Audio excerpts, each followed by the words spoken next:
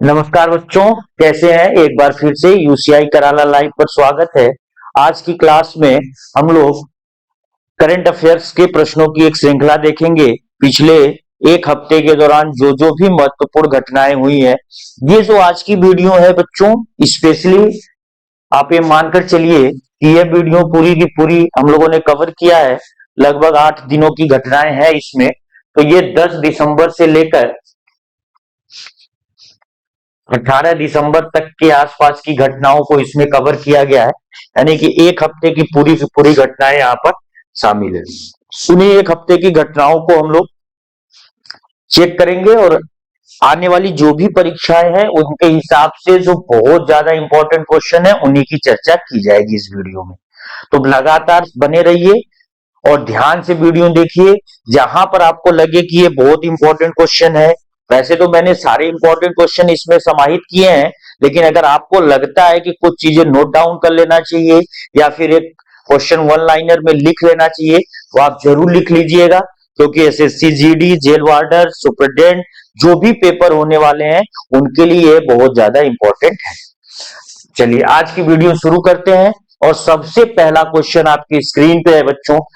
जिन बच्चों को आंसर आ रहा होगा वो तुरंत कमेंट बॉक्स में आंसर भी देते रहेंगे। तो पहला क्वेश्चन है, दिसंबर 2023 में पहली बार खेलो इंडिया पैरा गेम्स कहां शुरू होंगे बच्चों।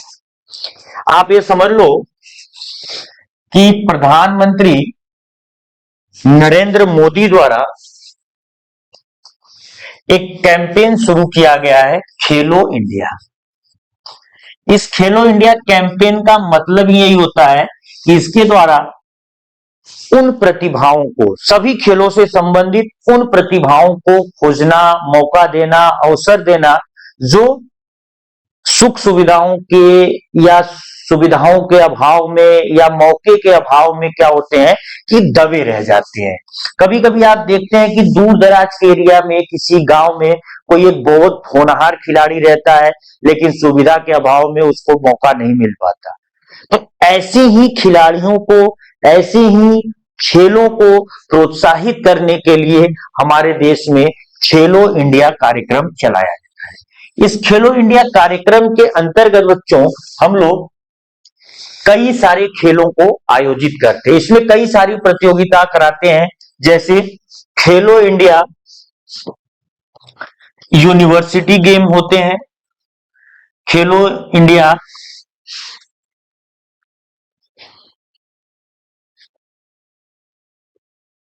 खेलो इंडिया यूनिवर्सिटी गेम,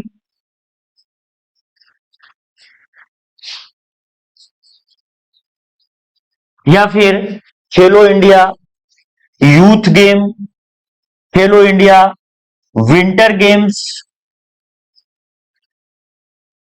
और अभी हम लोगों ने एक नया गेम यहां पे स्टार्ट किया है जिसका नाम है खेलो इंडिया पैरा गेम्स।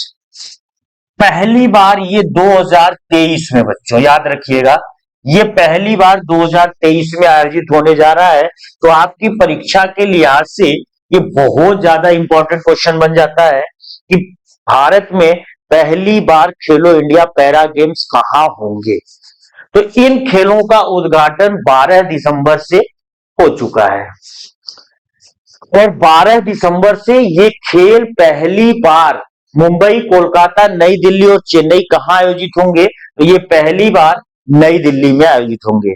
नई दिल्ली में इंदिरा गांधी स्टेडियम, अरुण जेटली स्टेडियम, एक और स्टेडियम है, इन 2-3 स्टेडियमों में मिलकर इन खेलों को आयोजित किया जा रहा है।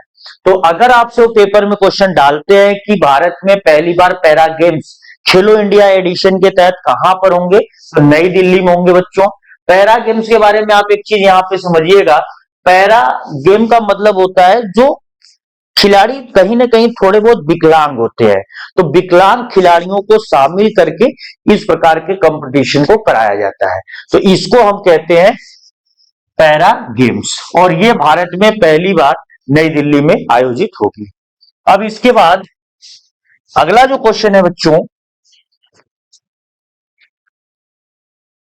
प्रधानमंत्री नरेंद्र मोदी ने 11 दिसंबर 2023 को युवाओं के विकास के लिए कौन सी पहल शुरू की है? ये भी बहुत ज्यादा इंपॉर्टेंट क्वेश्चन है। तो 11 दिसंबर 2023 को बच्चों, 11 दिसंबर 2023 को हमारे देश के प्रधानमंत्री नरेंद्र मोदी ने युवाओं के विकास के लिए, अभी खेलों के विकास के लिए खेलो इंडिया, और युवाओं के विकास के लिए हम लोगों ने जो कैंपेन शुरू किया या जो एक पहल शुरू किया है, उस पहल का क्या नाम है? विकसित भारत @2047 युवाओं की आवाज। ऑप्शन नंबर बी है राष्ट्रीय शिक्षा नीति 2020 युवाओं के लिए कौशल विकास, और ऑप्शन नंबर डी है डिजिटल इंडिया अभियान। तो भारत के जितने भी उच्च शिक्षण संस्थाएं हैं, उन उच्च शिक्षण संस्थाओं को संबोधित करते हुए, डेडिकेट करते हुए हमारे देश के प्रधानमंत्री ने 11 दिसंबर को युवाओं को विकसित करने के लिए, युवाओं को और ज्यादा फैसिलिटी प्रोवाइड करने के लिए, एजुकेशन प्रोवाइड करने के लिए एक बड़े ही लेवल पर कार्यक्रम स्टार्ट किया है, जिसका नाम है विकसित भारत @2047। इस कार्यक्रम का मेन टारगेट है कि 2047 तक हमारा भारत किस स्तर में चला जाएगा। तो हम इस 2047 के हिसाब से टारगेट फिक्स कर दिए हैं। आने वाले जो भी 20-25 साल हैं, उन 25 सालों के हिसाब से टारगेट फिक्स करके यहां पे सारी चीजें की जा रही हैं।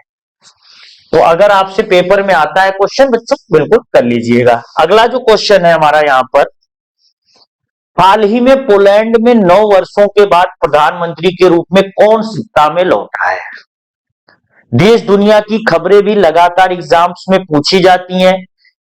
कुछ देशों में राष्ट्रपति, प्रधानमंत्री के चुनाव होते रहते हैं। उन्हीं देशों की श्रृंखला में एक अभी हाल फिलहाल में देश जहां पर प्रधानमंत्री के चुनाव हुए और उस प्रधानमंत्री के चुनाव में 9 सालों के बाद दोबारा सत्ता में वापस लौटे हैं Mateusz Morawiecki, Donald Tusk, Vladimir Zelensky या व्लादिमीर पुतिन। तो पहले तो बच्चों, जो बच्चा अगर न्यूज देख रहा है, न्यूज़पेपर पढ़ रहा है, वो ऑप्शन के हिसाब से भी ये समझ सकता है कि जो व्लादिमीर जेलेंस्की है, ये यूक्रेन के राष्ट्रपति हैं और व्लादिमीर पुतिन रसिया के राष्ट्रपति हैं।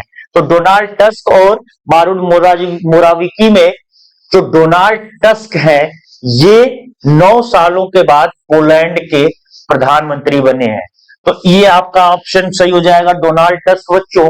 और पोलैंड के बारे में आप जान लो, पोलैंड जो है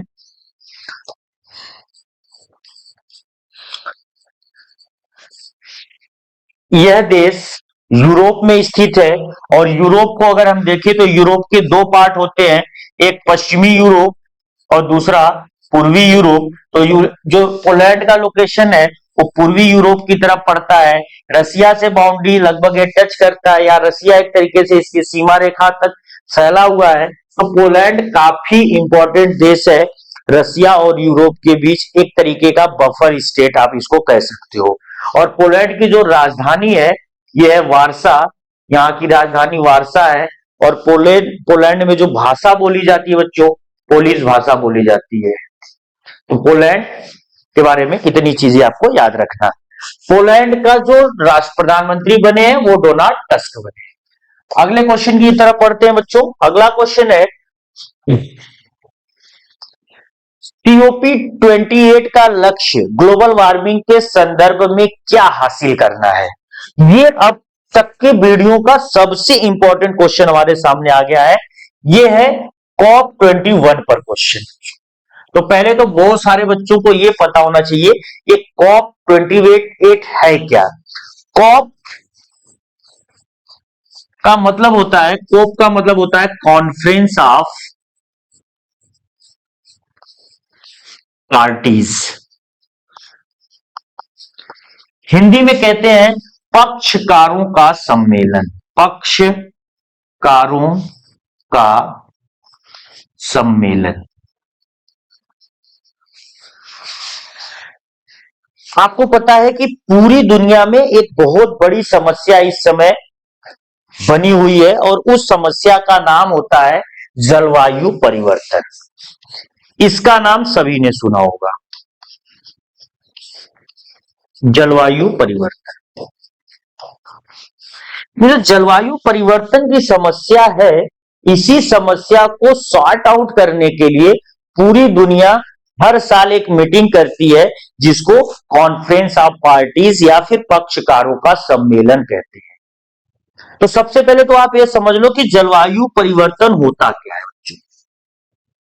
किसी भी स्थान विशेष का जो मौसम होता है और उस मौसम की जो दीर्घकालीन प्रवृत्ति होती है, लॉन्ग रन टेंडेंसी होती है, एक लॉन्ग रन पैटर्न होता है, उसी को हम क्लाइमेट कहते हैं। तो सीजन या वेदर जिसको हम कह सकते हो, सीजन से ज्यादा अच्छा वर्ड वेदर होगा।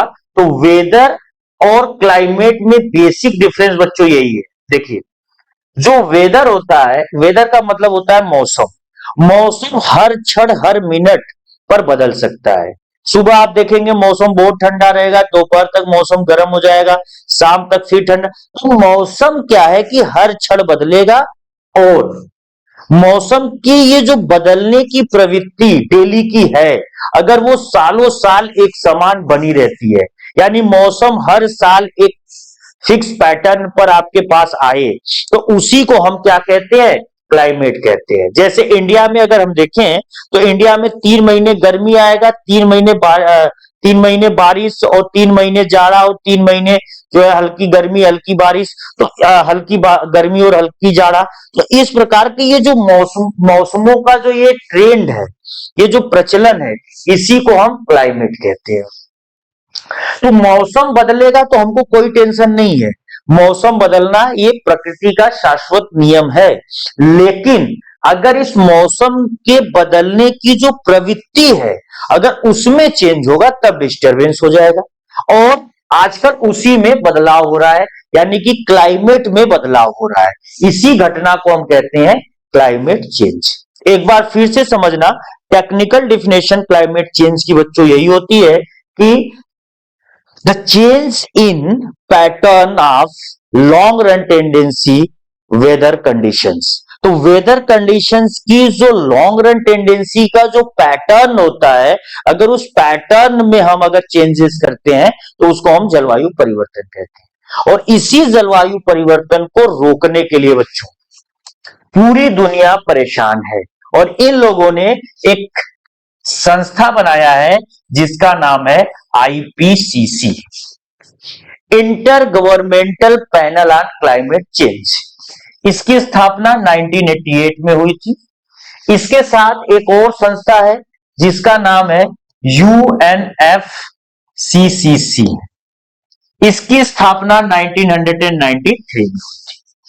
IPCC, inter governmental panel on climate change, UNFCCC, United nation framework convention on climate change. ये दोनों संस्थाएं मिलकर, एक साथ ये दोनों संस्थाएं मिलकर हर साल एक बैठक करती हैं, जिस बैठक को कहते हैं सीओपी की बैठक, जिस पर आपका ये क्वेश्चन बना हुआ है करंट अफेयर का। तो आप ये जान लो कि पूरी दुनिया में जो कॉन्फ्रेंस ऑफ पार्टीज होती है या जो जलवायु परिवर्तन पर जो मीटिंग होती है, उस मीटिंग को ऑर्गेनाइज करता है आईपीसीसी के साथ यूएनएफसीसीसी। तो मेन जो संस्था है वो यूएनएफसीसीसी है बच्चों, United nation framework convention on climate change. अगर हम इसका इतिहास देखें तो ये जो सीओपी की बैठकें स्टार्ट हुई थी, पहली बार सीओपी की बैठक जो सीओपी 1 हुआ था, ये 1995 में हुआ था। और कहां पर हुआ था बच्चों, ये हुआ था बर्लिन में। बर्लिन कहां की राजधानी है, जर्मनी। इसके बाद सीओपी की हर साल बैठक चलती रही और अभी 2023 में दिसंबर महीने में ये बैठक हुई है। तो 2023 में यह सीओपी की 28वीं बैठक है। कौन सी बैठक? पहली बैठक 95 में और अभी इस साल की बैठक 28वीं बैठक है। और ये जो बैठक हुई यानी कि COP28 बच्चों, ये आपसे पेपर में पूछेंगे कि COP28 कहां पर हुआ। तो COP28 का जो आयोजन हुआ था वो हुआ था दुबई में। दुबई, UAE नामक देश की राजधानी है दुबई। तो दुबई में हम लोगों ने COP28 की बैठक कराई। इस COP28 का जो टारगेट रखा गया या एक तरीके से इस बैठक में जो रिजल्ट निकला कि हम लोगों ने क्या लक्ष्य रखा था ग्लोबल वार्मिंग के कॉन्टेक्स्ट में, तो यहां पर एक और वर्ड है ग्लोबल वार्मिंग। ग्लोबल वार्मिंग को हिंदी में कहते हैं बच्चों वैश्विक तापन। तो वैश्विक तापन का मतलब क्या होता है? वैश्विक तापन का मतलब होता है पृथ्वी के औसत तापमान का लगातार बढ़ना। तो जब पृथ्वी का औसत तापमान लगातार बढ़ेगा उसी घटना को हम ग्लोबल वार्मिंग कहते हैं। तो क्लाइमेट चेंज के पीछे जो सबसे बड़ा कारण है बच्चों वो यही है वैश्विक तापन या ग्लोबल वार्मिंग। जो मैंने अभी बोला कि जलवायु परिवर्तन हो रहा है तो वो कहीं ना कहीं वैश्विक तापन के कारण ही हो रहा है। तो अगर हमको जलवायु परिवर्तन रोकना है तो वैश्विक तापन को रोकना होगा।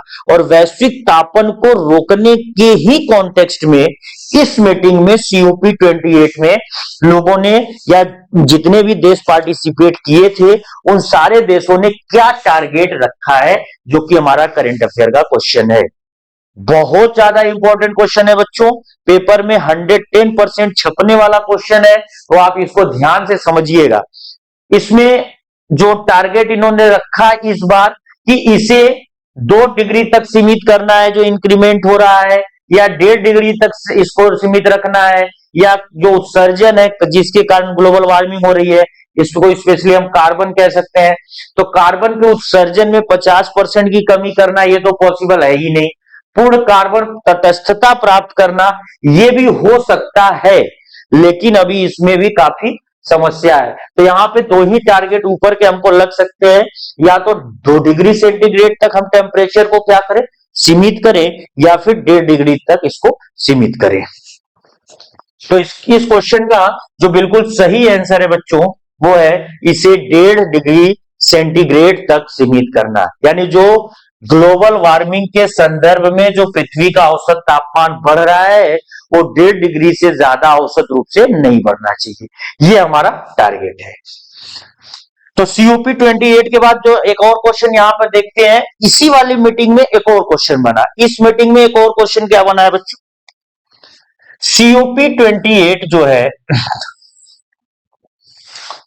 दुबई, देखिए अभी मैंने बताया था कि अब कहां पर हुआ था, दुबई में। तो दुबई में बनी UAE आम सहमति। अगर आपसे पेपर में वो पूछते हैं कि UAE आम सहमति क्या है, तो UAE आम सहमति का संबंध बच्चों जलवायु परिवर्तन से है। जलवायु परिवर्तन, ये जलवायु परिवर्तन से है। और ये जो UAE आम सहमति बनी यानी दुनिया जो भी देश इस बैठक में गए थे उन लोगों ने एक सहमति एग्रीमेंट पे साइन किया। और उस सहमति का जो सबसे मेन फोकस पॉइंट था, यानी किस पॉइंट पर सबसे ज्यादा जोर दिया गया था, नवीकरणीय ऊर्जा की ओर परिवर्तन, 2050 तक शुद्ध शून्य उत्सर्जन प्राप्त करना, जलवायु वित्त को बढ़ाना, वैश्विक साझेदारी को मजबूत करना। तो देखिए कहीं ना कहीं 4 ऑप्शन में जो सबसे सटीक ऑप्शन है या जो सबसे फिट ऑप्शन है वो है 2050 तक शुद्ध शून्य उत्सर्जन प्राप्त करना। इसका मतलब है बच्चों कि 2050 तक हम ये टारगेट रखे हुए हैं कि जो कार्बन अगर उत्सर्जन हो रहा है तो उतना ही उत्सर्जन को क्या कर लिया जाए, अवशोषित कर लिया जाए, और कार्बन का जो नेट अमाउंट है वो इंक्रीज ना हो। जिससे क्योंकि ग्लोबल वार्मिंग के पीछे कहीं ना कहीं जो सबसे बड़ा फैक्टर इंपॉर्टेंट करता है वो कार्बन ही करता है। तो कार्बन का उत्सर्जन इस धरती पे जितना तेजी से बढ़ेगा उतनी तेजी से गर्मी बढ़ेगी, यानी पृथ्वी का टेम्परेचर बढ़ेगा। तो अगर हम कार्बन का नेट उत्सर्जन ही शून्य पे ला दे, यानी कि जितना निकल रहा है उतना खत्म हो जा रहा है, तो इससे क्या होगा कि हमारा जो वैश्विक तापन है वो कहीं ना कहीं रुक जाएगा। और जो वैश्विक तापन रुक जाएगा तो उससे जलवायु परिवर्तन की जो घटना है वो भी अपने आप जो है कि धीरे धीरे समाप्त हो जाएगी। तो इस तरीके से इस मीटिंग में जो COP28 हुई और इसमें जो यूएई आम सहमति बनी और उसका जो प्राथमिक फोकस पॉइंट था वो 2050 तक शुद्ध शून्य उत्सर्जन प्राप्त करना था। शून्य उत्सर्जन प्राप्त करना था। चलिए बच्चों, तो अगला जो क्वेश्चन है करंट अफेयर का आज का, कुआलालंपुर में FIH पुरुष जूनियर विश्व कप सेमीफाइनल में भारतीय टीम किस देश से हार गई है? बहुत ज्यादा इंपॉर्टेंट क्वेश्चन है ये। लेकिन यहां पर सबसे पहले तो ये क्वेश्चन मैंने सिर्फ इसलिए बना दिया है कि भारत की टीम इसमें हिस्सा ली है तो सेमीफाइनल तक पहुंची थी और सेमीफाइनल में हमें जर्मनी ने हराकर बाहर कर दिया है। तो FIH पुरुष जूनियर विश्व कप, इसके बारे में थोड़ा सा समझते हैं। FIH पुरुष जूनियर विश्व कप सेमीफाइनल का जो आयोजन हुआ है बच्चों, ये मलेशिया नामक देश में हुआ। और मलेशिया की जो राजधानी है, मलेशिया की राजधानी कुआलालंपुर में इसका आयोजन किया गया।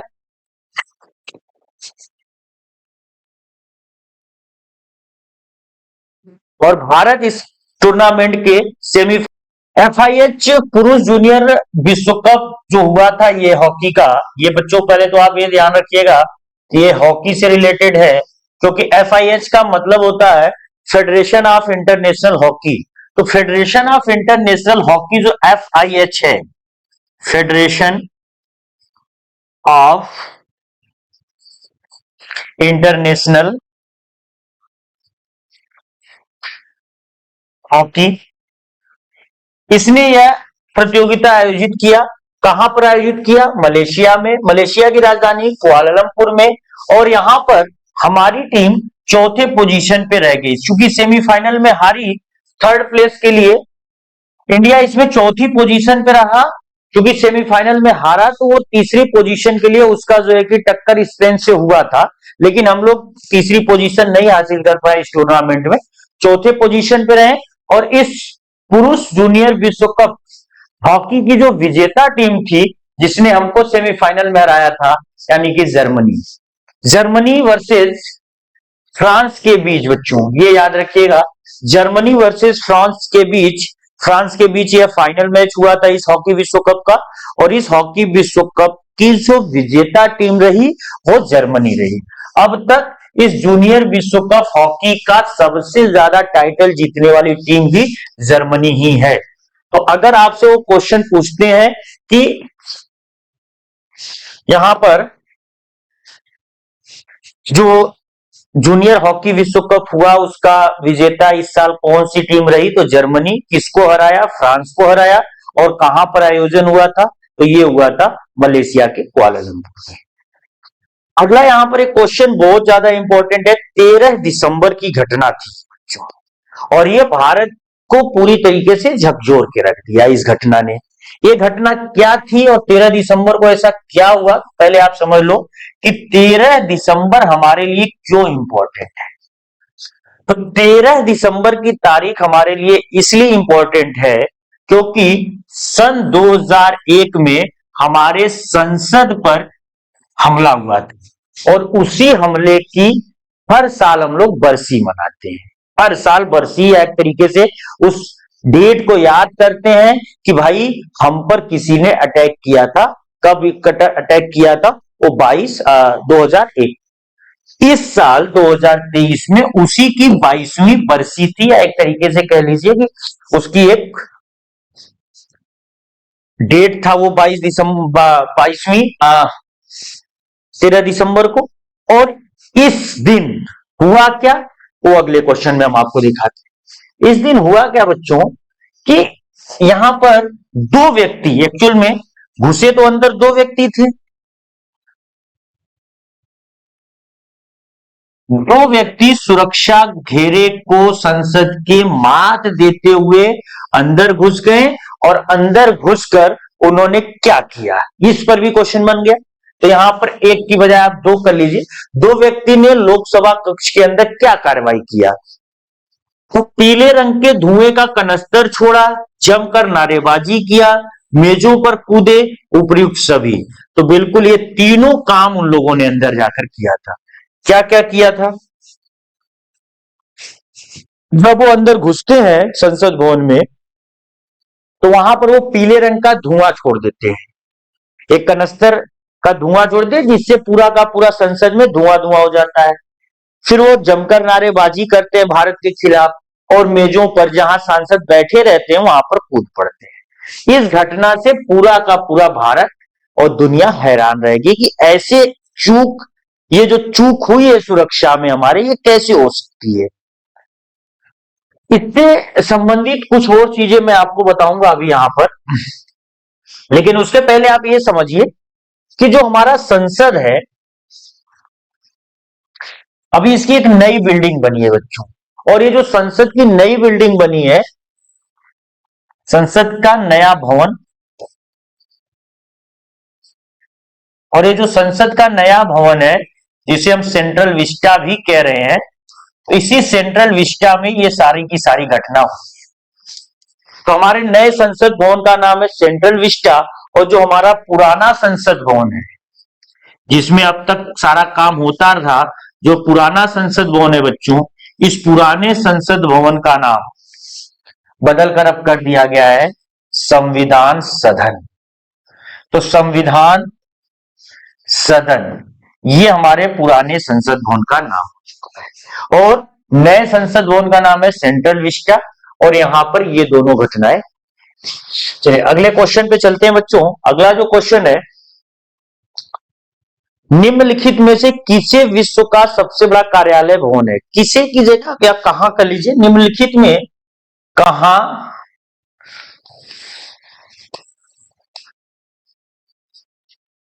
अब तक पूरी दुनिया का सबसे बड़ा ऑफिस या कार्यालय बिल्डिंग, ऑफिस बिल्डिंग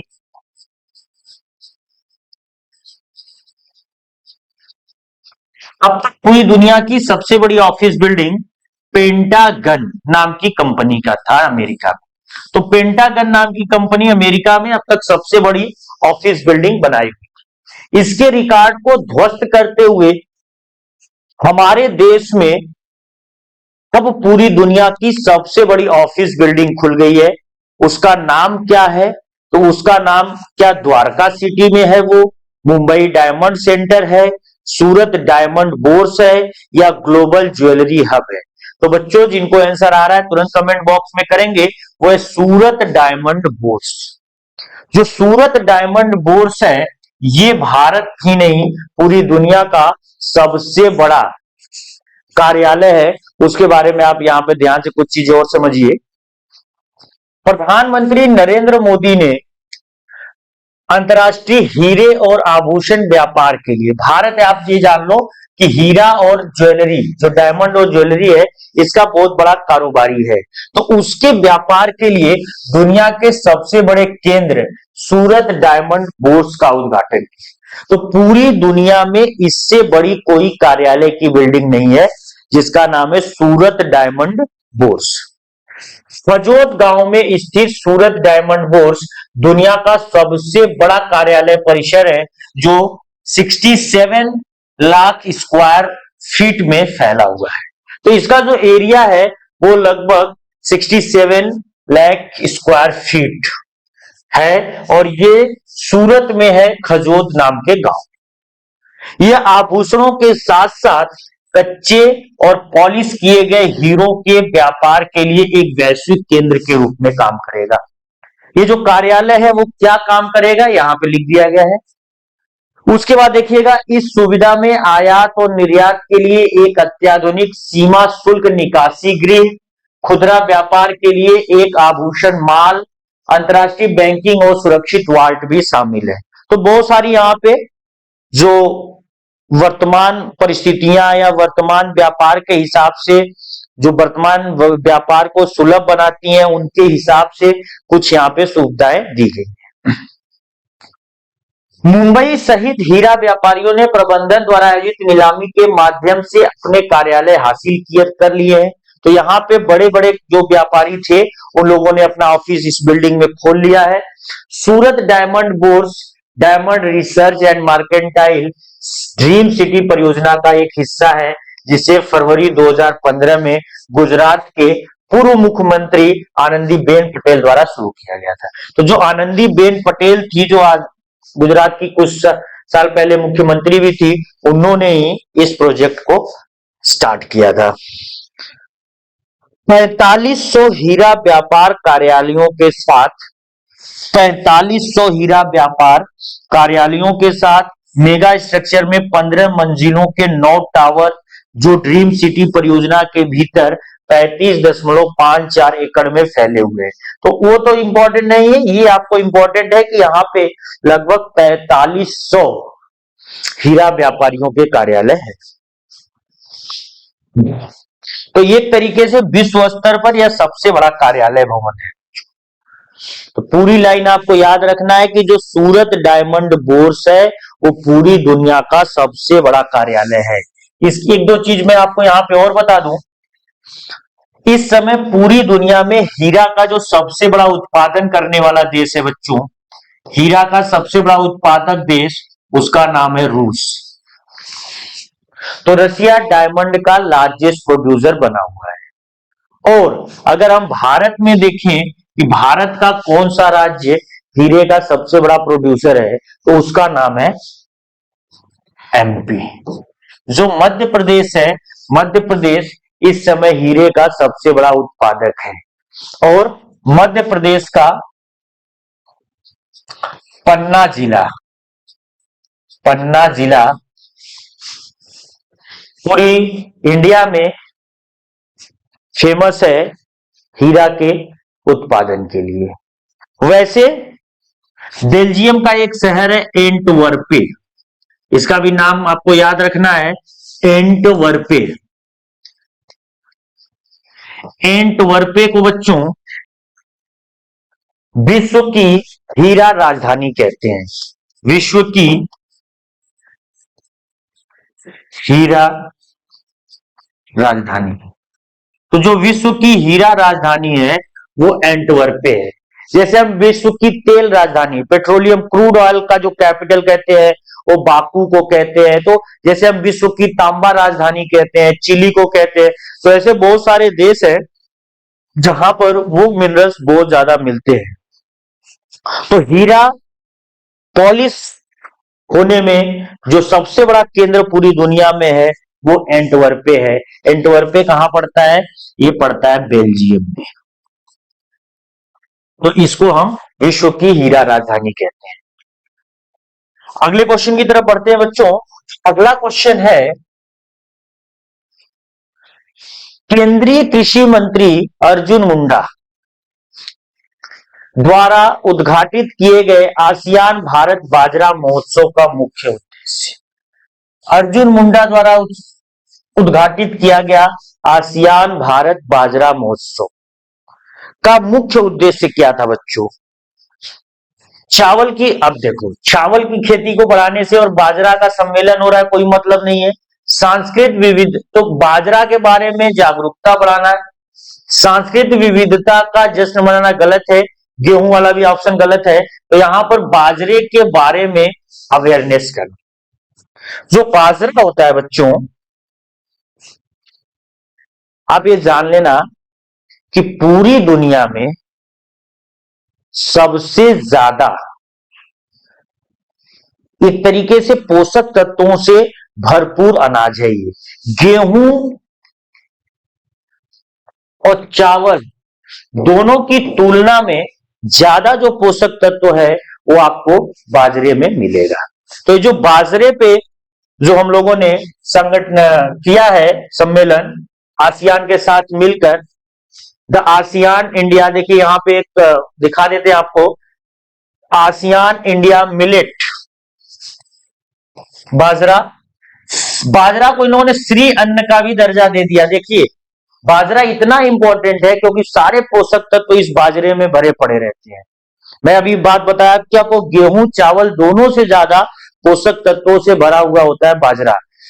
तो इंडिया ने आसियान देशों के साथ मिलकर ये एक तरीके का फेस्टिवल ऑर्गेनाइज किया है, और यह फेस्टिवल जो है department of agriculture and farmers welfare इसके द्वारा ऑर्गेनाइज किया गया।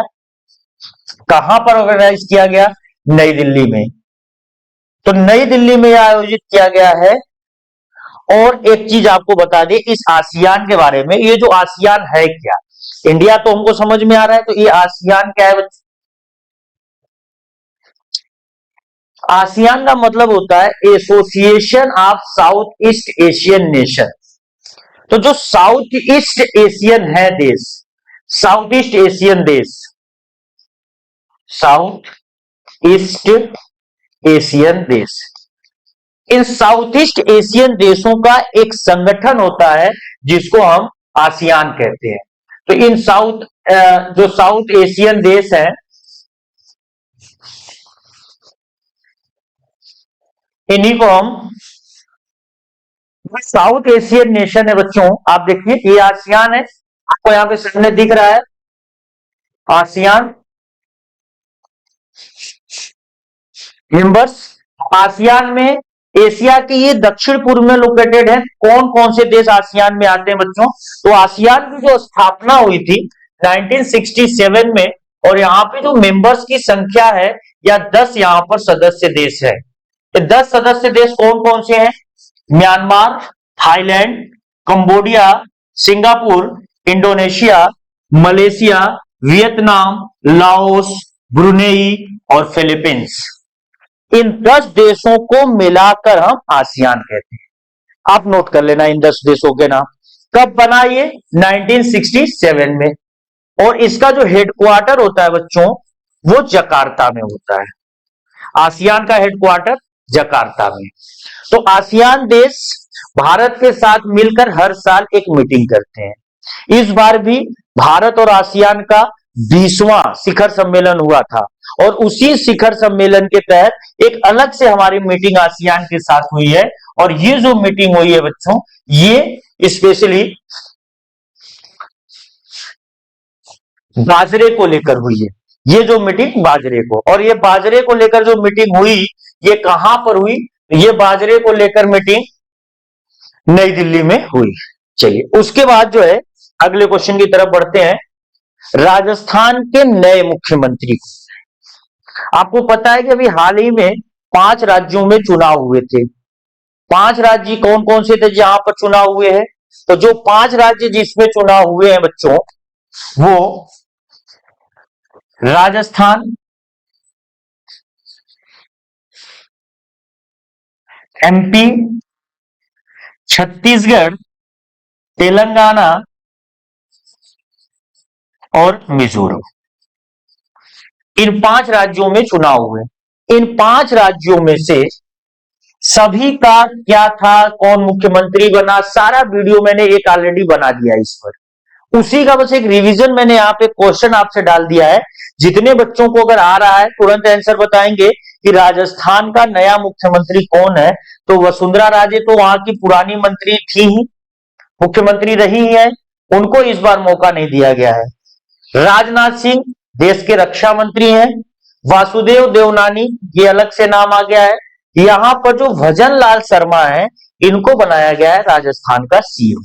इस भजन लाल शर्मा के साथ राजस्थान से रिलेटेड कुछ और चीजें हम यहां पर देखते हैं कि 12 दिसंबर को ये निर्णय लिया गया था कि भजन लाल शर्मा राजस्थान के मुख्यमंत्री होंगे।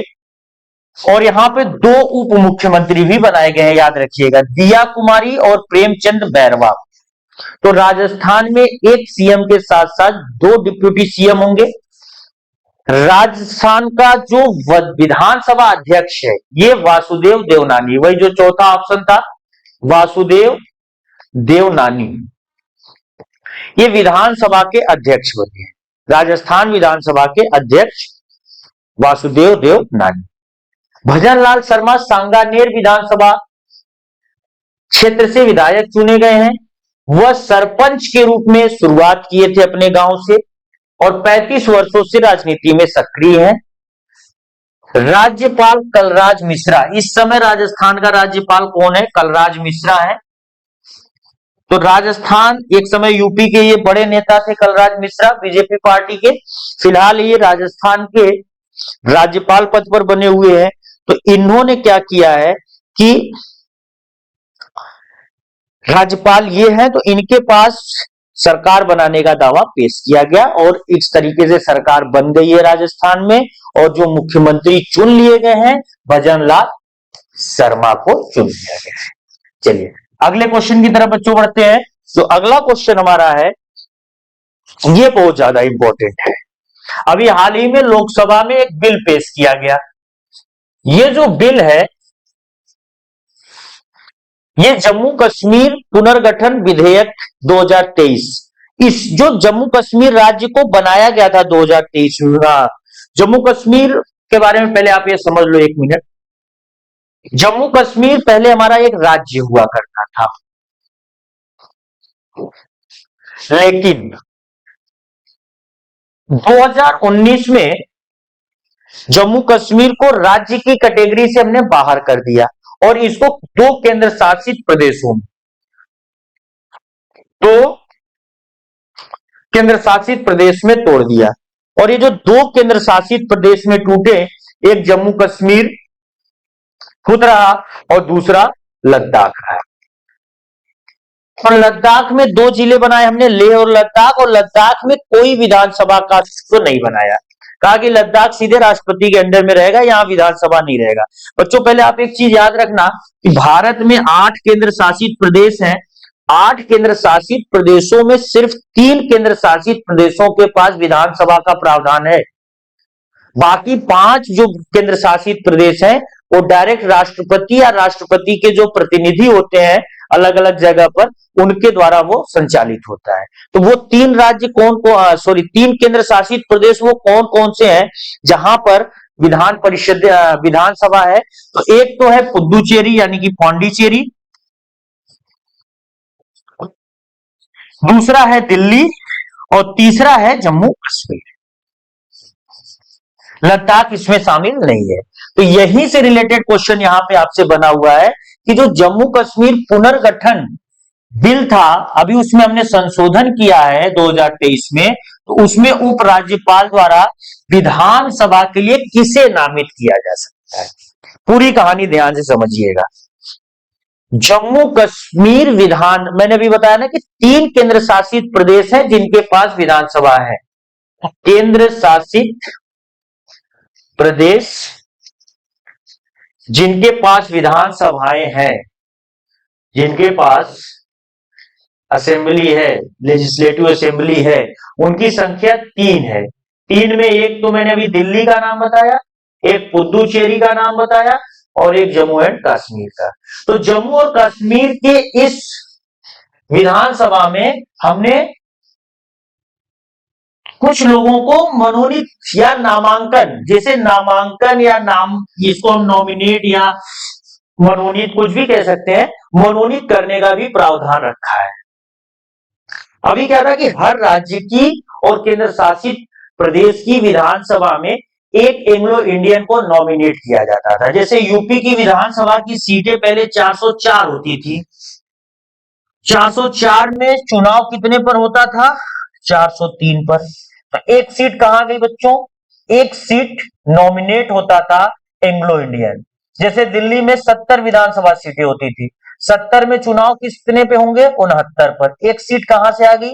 एंग्लो इंडियन से आ गई। अभी हमने उस प्रोविजन को समाप्त कर दिया पूरी देश से। तो जम्मू कश्मीर अभी राज्य वो बचा हुआ है जिसमें हम कुछ लोगों को नॉमिनेट कर सकते हैं। वो कौन होंगे? दीर्घकालिक राजनीतिक अनुभव वाले निवासी, गलत। जम्मू कश्मीर में रहने वाला कोई भी भारतीय नागरिक, गलत। केवल मान्यता प्राप्त राजनीतिक दलों के सदस्य, गलत। तो यहाँ पे कश्मीरी प्रवासी समुदाय से अधिकतम, तो कश्मीरी प्रवासी समुदाय से अधिकतम 2 लोगों को यहां पर क्या किया जाएगा, नॉमिनेट किया जाएगा। किस राज्य की किस केंद्र शासित प्रदेश की विधानसभा में, जम्मू कश्मीर की विधानसभा में। चलिए इसको हम लोग आगे देखते हैं, इसकी कहानी पूरी। अभी संसद में जम्मू और कश्मीर आरक्षण संशोधन विधेयक 2023 और जम्मू कश्मीर पुनर्गठन संशोधन विधेयक 2023 पारित किया गया है।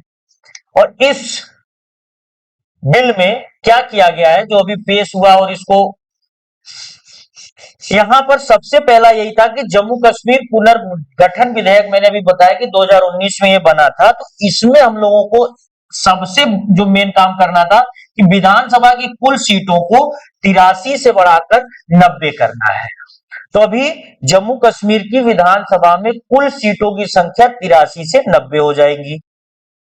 इस विधेयक में अनुसूचित जाति के लिए 7 सीटें, अनुसूचित जनजाति के लिए 9 सीटें तथा कश्मीरी प्रवासियों के लिए कम से कम 2 सीटें नॉमिनेट,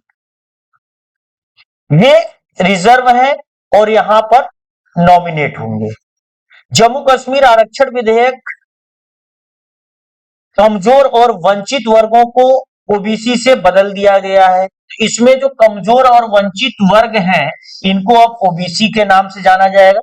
गृह मंत्री अमित शाह ने अनुच्छेद 370 को निरस्त करने की सुप्रीम कोर्ट की मान्यता पर जोर देते हुए कहा कि इससे अलगाववाद और आतंकवाद पर अंकुश लगा है।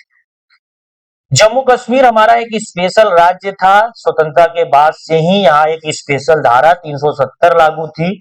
संविधान का 370 से जम्मू कश्मीर को बहुत सारे विशेष पावर मिल जाते थे जो अन्य राज्यों को नहीं मिलते थे। उसी समस्याओं को खत्म करते हुए हम लोगों ने पूरे 370 धारा को ही समाप्त कर दिया था 2019 में, और जम्मू कश्मीर को राज्य की कैटेगरी से बाहर करके हमने एक केंद्र शासित प्रदेश बना दिया था। अगला क्वेश्चन बच्चों जो आपके सामने स्क्रीन पे दिख रहा है कि मिस्र, हाल ही में मिस्र के राष्ट्रपति चुनाव में, पहले तो आप ये जान लो कि मिस्र में अभी एक चुनाव हुआ है राष्ट्रपति का। जैसे पोलैंड में प्रधानमंत्री का चुनाव हुआ था और डोनाल्ड टस्क वहां के प्रधानमंत्री बने थे 9 साल बाद, ऐसे ही मिस्र में राष्ट्रपति का चुनाव हुआ है।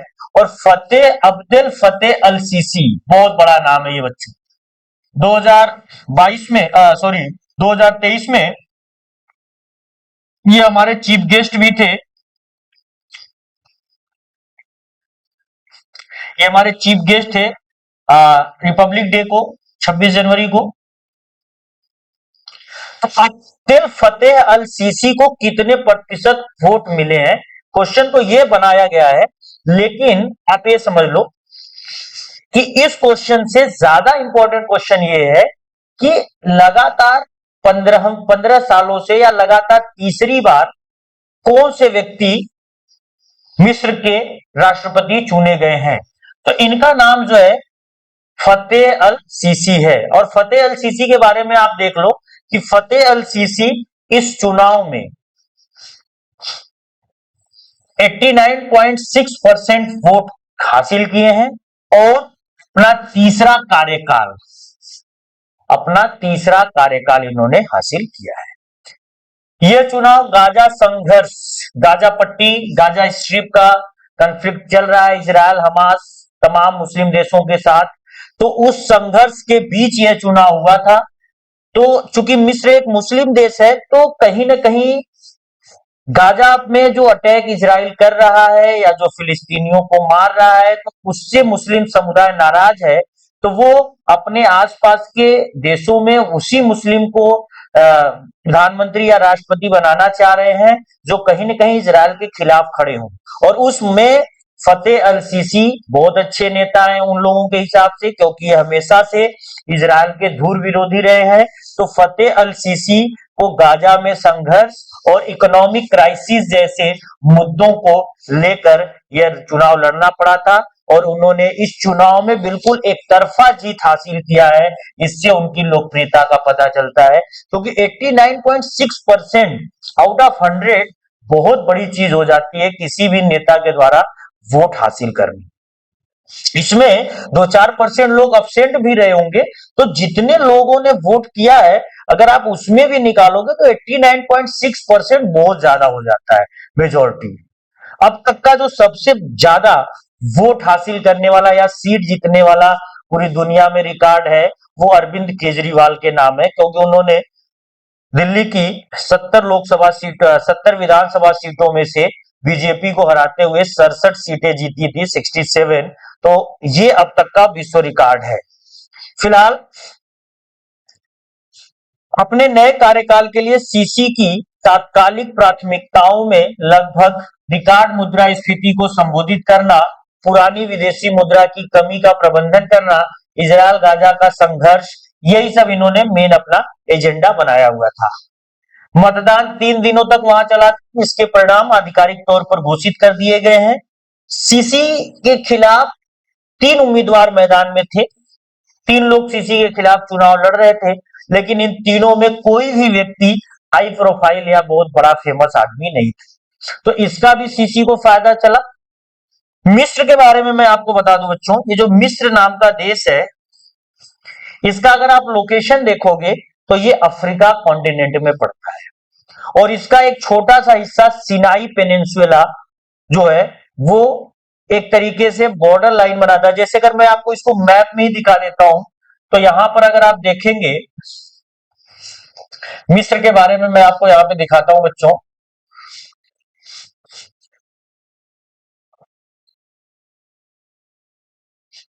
देखो बच्चों यहां पर आपको मिस्र का मैप दिख रहा है, ये इजिप्ट, ये जो ग्रीन कलर से पूरा का पूरा एरिया ये दिख रहा है, ये एशिया का ये एरिया है, इधर की तरफ यूरोप है और ये जो लगभग ब्राउन कलर में है ये है अफ्रीका कॉन्टिनेंट। इस अफ्रीका कॉन्टिनेंट में ये जो देश है इसी देश को हम कहते हैं इजिप्ट यानी मिस्र।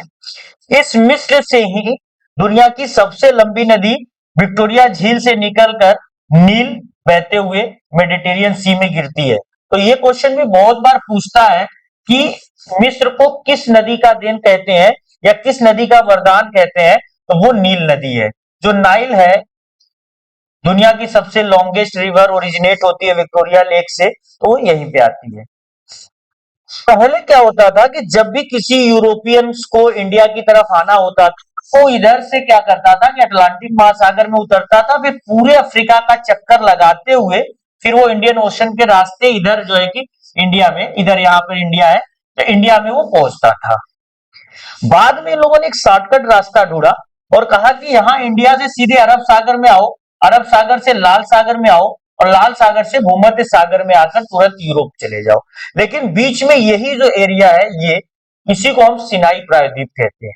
इसी एरिया की वजह से यहाँ पे प्रॉब्लम हो रहा था, तो इन लोगों ने क्या किया, यहीं पर एक नहर बना दिया और ये जो नहर है इसी नहर को हम सुएज कैनाल कहते हैं। ये जो सुएज कैनाल है मेडिटेरियन और रेड सी के बीच में है, जिसका 1956 में मिस्र ने नेशनलाइजेशन किया है। तो मिस्र के बारे में 3-4 चीजें आपको याद रखना है। मिस्र दुनिया का एक बहुत फेमस देश है। मिस्र ने भारत के साथ मिलकर गुट निरपेक्ष आंदोलन को बहुत तेज किया था। मिस्र को नील नदी का वरदान कहते हैं क्योंकि दुनिया की सबसे लंबी नदी जो नील है इसी देश से होकर गुजरती है और मिस्र के पास दुनिया की सबसे इंपॉर्टेंट नहर स्वेज नहर है क्योंकि पूरे यूरोप और एशिया का जो व्यापार है वह इसी नहर के रास्ते से हो रहा है और इसी स्वेज नहर का राष्ट्रीयकरण मिस्र ने 1956 में किया। अगला जो हमारा यहाँ पे बच्चों क्वेश्चन है, अगले क्वेश्चन को हम लोग देखते हैं।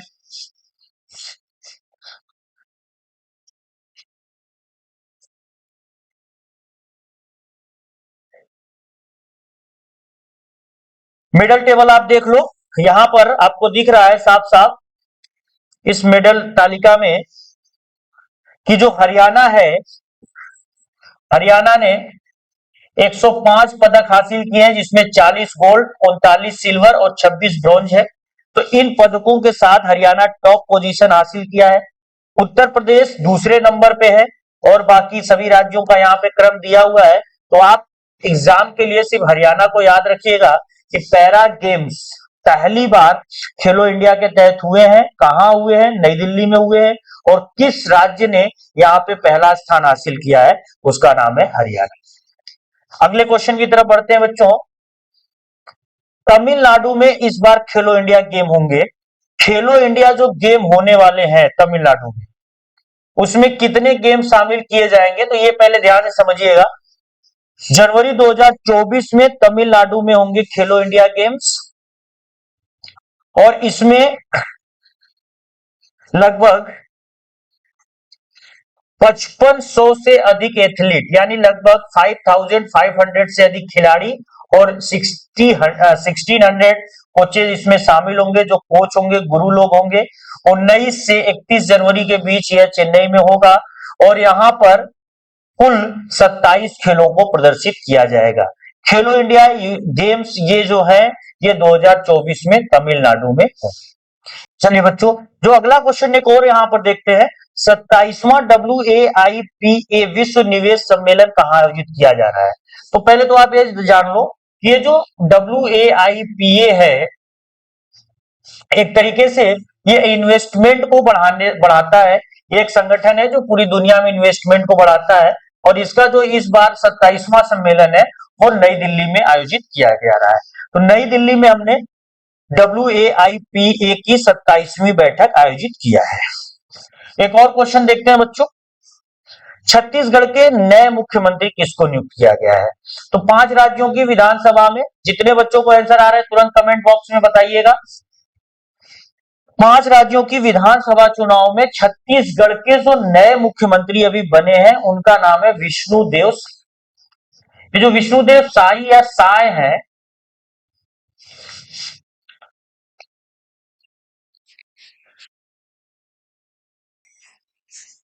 विष्णुदेव साय ये छत्तीसगढ़ के मुख्यमंत्री बने हैं। छत्तीसगढ़ के बारे में मैं आपको बता दूं, छत्तीसगढ़ का जो गठन हुआ था 1 नवंबर सन 2000 को मध्य प्रदेश से कटकर हुआ था। तो मध्य प्रदेश के कुछ जिलों को अलग किया गया था और फिर उसी से एक नया राज्य बनाया गया था छत्तीसगढ़। छत्तीसगढ़ स्पेशली उन एरियाज को बनाया गया था जिधर के साइड में थोड़े से नक्सल प्रभावित इलाके थे। छत्तीसगढ़ में धान की खेती बहुत अच्छी होती है, इस वजह से इसको धान का कटोरा कहते हैं।